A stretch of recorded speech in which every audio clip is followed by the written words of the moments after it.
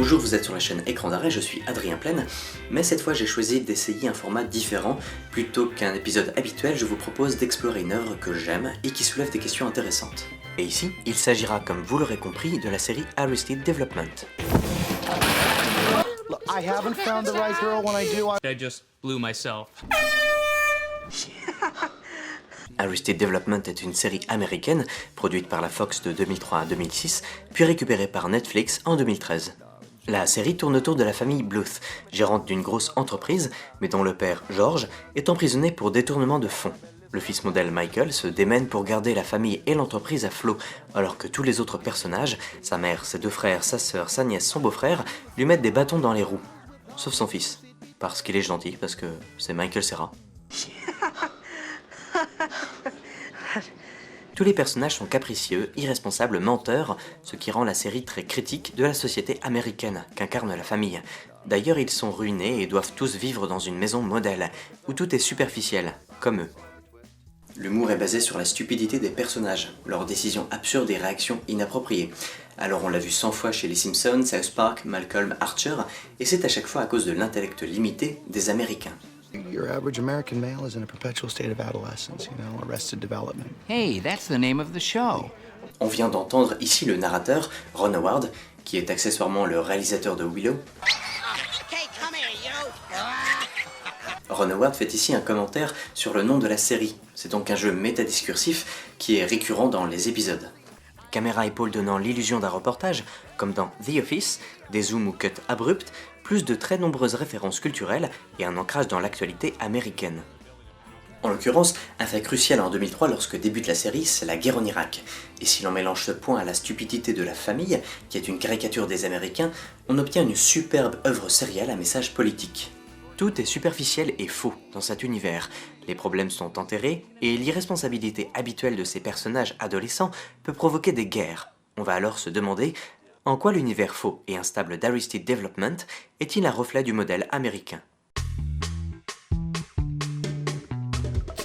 Il s'agit d'une parodie de sitcom ou comédie de situation, un genre de série peu coûteux, héritier du théâtre de boulevard, reposant sur les interactions humaines dans une communauté, famille, travail, lieu public. Dans The Sitcom Reader, le genre est étudié comme le marqueur de l'évolution des rapports familiaux dans la société américaine. Il est le témoin d'un état de la société, c'est pourquoi ça vieillit mal. Certains spectateurs redécouvrent aujourd'hui Friends sur Netflix et sont choqués par des gags jugés xénophobes, homophobes ou sexistes. Dans les années 50, régnait un désir de stabilité et de définition claire des rôles genrés. Fin 60 et surtout 70, c'est l'apparition d'une jeunesse en rébellion de thèmes sociaux et complexes comme la pauvreté, le racisme, la sexualité.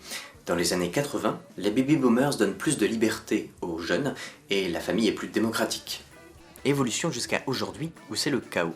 En 2000, c'est Malcolm, où la famille de classe moyenne montre l'échec éducatif, les vices et la violence des gamins baignés de pop culture. L'aspect sériel montre la répétition des bêtises à travers des running gags. Personne ne change, ils sont tous bornés, prédictibles, ont des faux cas de conscience et échappent à leurs responsabilités. Donc ça dédramatise absolument tout. On sait que rien n'est permanent, donc rien ne compte dans une sorte de nihilisme moderne. Arrested Development se situe dans cette lignée. Loin des codes de la famille idéale, on a une famille terrible où les défauts sont hérités. Personne ne s'écoute, ne cède, ils demandent tous de l'argent à la bonne poire Michael, problème très bien illustré par un running gag, celui de la leçon de vie. Les personnages, surtout le père de famille, souhaitent donner des leçons de vie à travers des exemples marquants, manipulateurs, traumatisants. We're out of milk. I could have got it earlier if someone would have left a note. Why? If someone had left a note, this innocent man would still have his arm. Why? That's why you always leave a note. Les personnages sont alors superficiels, non profonds, et cette idée de l'apparat sans substance, de ce spectacle éphémère, est en fait un tableau de l'Amérique moderne. Le faux commence ici, dans le tas de mensonges qui est le lot commun de la famille. L'affaire de corruption qui les concerne tous, puis des suspicions permanentes et des doubles jeux. La nièce de 15 piges se fait passer pour une productrice, son cousin est amoureux d'elle, l'oncle se fait passer pour son jumeau pour coucher avec sa femme, et celle-ci finit par préférer la copie à l'original. On n'aime pas les responsabilités. Alors quand le frère Job apprend qu'il a un fils, il prend sa pilule préférée, la Forget Me Now, qui est du GHB. Quelques années après Matrix, cette pilule qui permet de rester dans l'ignorance est assez significative. En soi, c'est l'Américain moyen qui choisit le simulacre et l'oubli pour ne rien assumer. Idem lorsque les cousins se descendent 2 bouteilles de faux vin sans alcool et se croient tout bourrés. La contrefaçon fonctionne car on veut y croire. Tout est faux, et ce depuis la découverte de la maison, qui est une model home, une maison témoin qu'on visite avant d'acheter, mais qui a des murs en carton. Dans Prescribing the Model Home, la sociologue Gwendolyn Wright écrit « La maison témoin fonctionne comme un outil idéologique puissant au sein de la société. Simplement car elle semble si familière et banale, si accessible et désirable, elle est un prototype. Donc un pur objet commercial qui place la famille au sein d'un système reproductible et monnayable. Seule la vision superficielle et extérieure compte. » Comme dans cet épisode où Job décide de construire une maison en 2 semaines, ce qui est impossible, alors il ne monte que les murs. Il s'agit aussi d'un clin d'œil évident au système de production hollywoodien, qui est lui-même sériel. Les films sont tournés en studio avec des décors creux. Ladies and gentlemen, I present to you phase 2 of the Bluth Company. A house truly solid as a rock.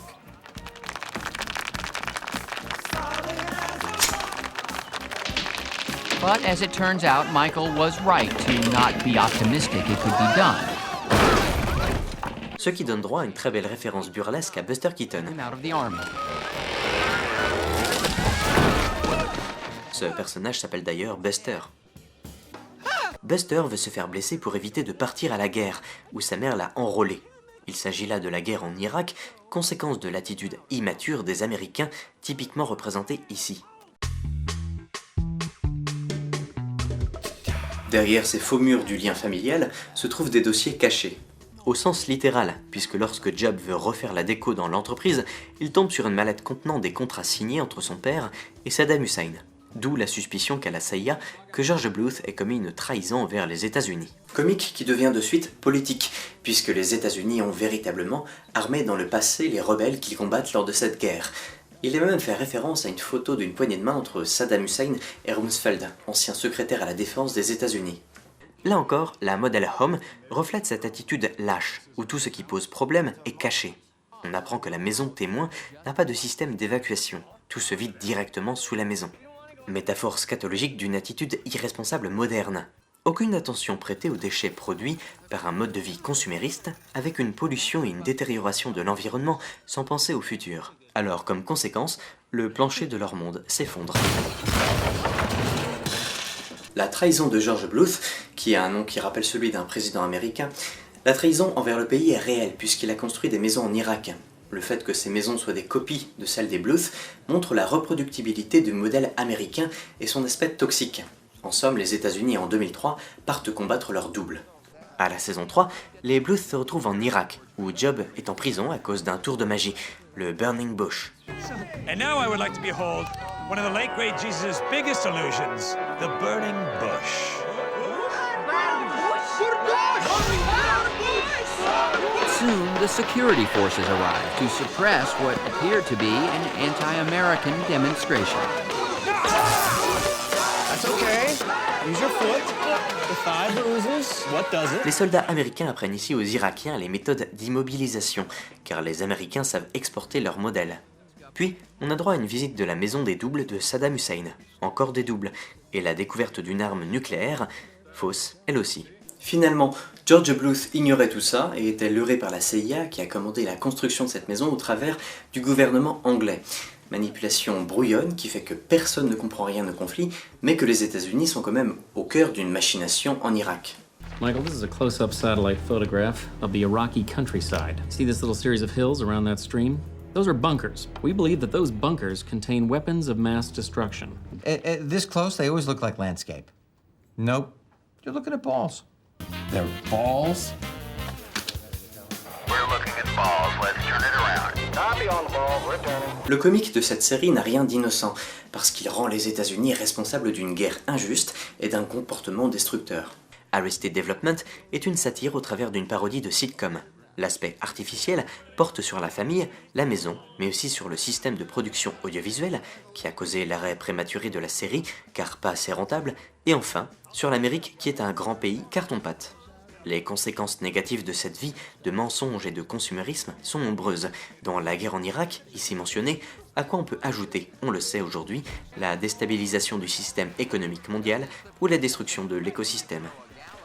Quant à la série, elle n'est plus ce qu'elle était, donc je vous conseille de ne voir que les 3 premières saisons. Elle a quand même bien marqué les esprits, et de ses cendres est née la série Archer, qui reprend pas mal d'acteurs. Please, we've talked about this. It's not even 8:30. Cette série est hilarante, extrêmement riche et complexe, clairement une de mes préférées, et je n'ai fait qu'en effleurer la surface, donc allez la voir sur vos plateformes de streaming légales, et sur ce je vous dis à bientôt pour un nouvel épisode.